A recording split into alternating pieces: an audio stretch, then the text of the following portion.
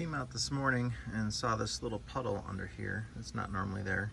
That's coolant. My heater cores are right up above there, the heater core for the bus heat. I've not had that leak in a long time. I took it all apart and did find it was leaking at a hose clamp. So I just snugged the hose clamp a little bit. Seems to have fixed it, so I'm going to have to monitor that. My heating loop has two petcocks that shut off water, coolant that flows through it. One of the petcocks does not work. So just by closing one of them, that stops it from flowing through, but that doesn't mean that it can't drain my cooling system if it all leaks out. So I definitely have to keep an eye on this here, and the next time I have my cooling system all apart, I need to just go ahead and replace those petcocks. They're just like a household, like you turn on your hose at home, that's the kind they are, but one of them doesn't close. It turns, but it doesn't actually close it off. I don't know what the deal is. Well, it's 70 years old, that's probably why. 72 years old to be exact. Just getting things ready for the trip today. I'm gonna go check my gear oil under there, see if I need to add anything to it. That's just been a reoccurring issue. Well, the rear end was completely full. I had been worried about it because this had been leaking a little bit on the end of the hub there. I just did a little Permatex art on it, and then the one nut that I think was the one that was leaking, I took it out, Permatex around it, put it back on, and it hasn't leaked a drop since then. So I did that at George's place, and it hasn't leaked a drop since then, so that's good. That issue seems to be solved. I do have a spare windshield wiper motor for this side. A customer gave me. It's supposed to be in working condition, so I think when I'm at the Blytheville rally, I should have time one night to go ahead and change that and get it on there.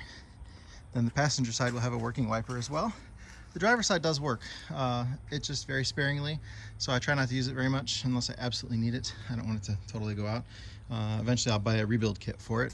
They're air wipers. Ready for the trip here. I just filled the fresh water tank. Used the macerator to get rid of all the waste and gray water. The engine, all the fluids are topped off. Everything looks good. Man, that exhaust looks sweet. I know several people have questioned that my hot exhaust is going to circulate back through my radiator. It very well may.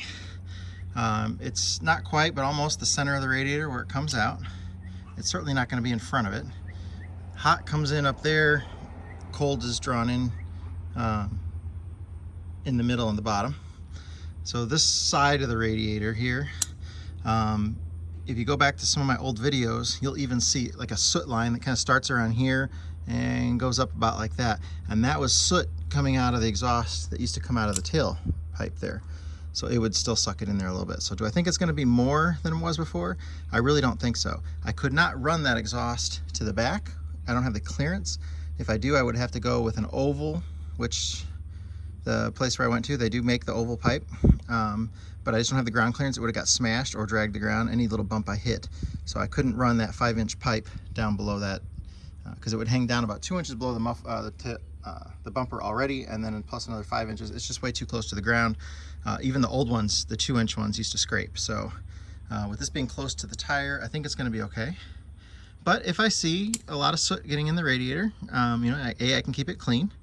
If I have a temperature problem where it's not going to reduce the heat, then I can just flip it around 180 and pipe it over to the other side of the bus and have an exhaust out the other side. I just wanted to see it in this curb mirror, which is why I did it that way, and it's shorter pipe.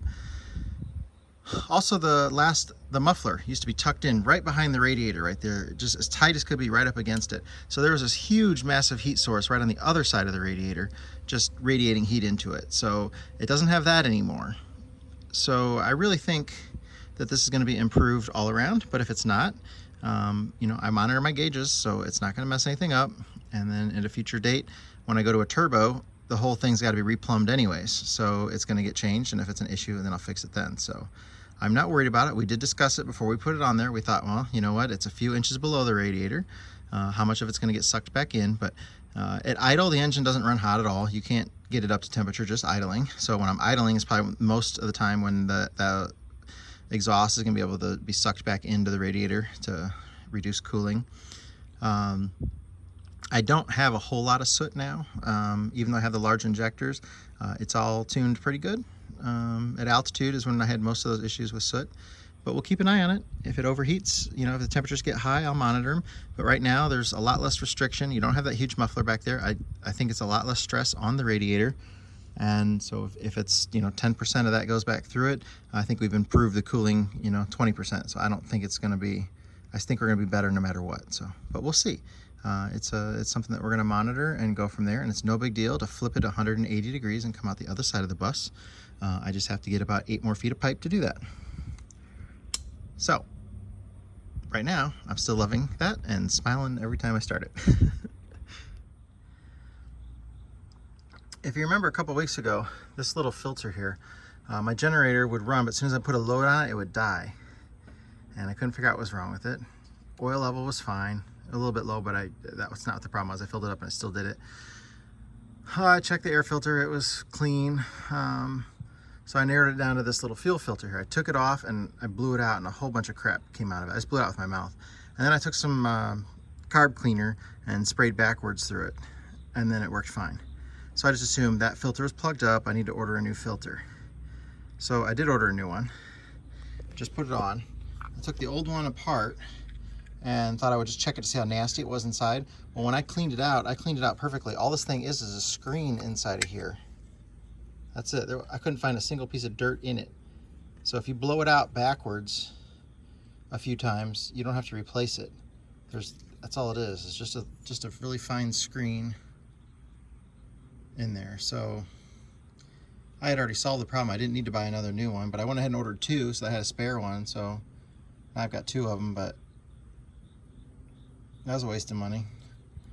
I thought it was some kind of an element that actually, you know, like a paper element in there, and it was plugged up and capturing stuff, but all it was a screen that was all gooed up, and I'd already cleaned it out completely. It would have been perfect forever. That was a waste of 12 bucks. So now if you have that filter, that Onan, was it 149-2333, you really don't need to order a new one, just clean it out.